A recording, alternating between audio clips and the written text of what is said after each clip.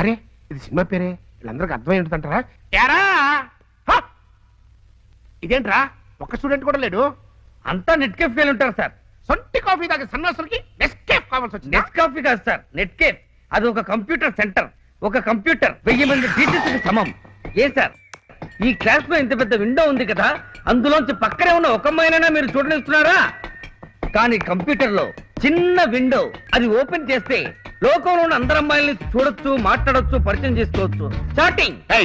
ఏంట్రా షేట్ షేట్ అంటావు? ఎవరా షేటు? ఎవరు రాడిది? సేట్ కాదు సార్, చాట్. షటప్ మ్యాన్, నాకు అర్థమయ్యేట్టుగా మాట్లాడు. కంప్యూటర్ మూలంగా లవ్ చేయొచ్చు సార్. ఓ లవ్. అవును సార్, మీరు వచ్చినా మీకు ఒక లైఫ్ పార్ట్నర్ దొరుకుతుంది. I will come yeah. Welcome yeah.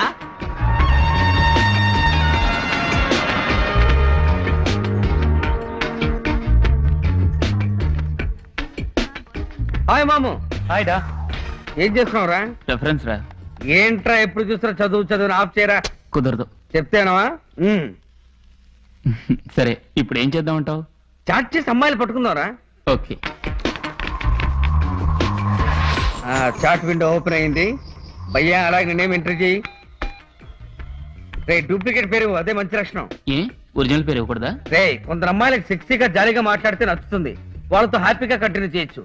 కానీ ఒకసారి మంచి అమ్మాయిలు పడతారు, వాళ్ళతో అలా మాట్లాడామనుకో నచ్చదు, వెంటనే కట్ చేసేస్తారు. అటువంటి అమ్మాయిలందరికీ ఒరిజినల్ నేమ్ ఇవ్వకూడదు, డూప్లికేట్ పేరే ఇవ్వాలి. రే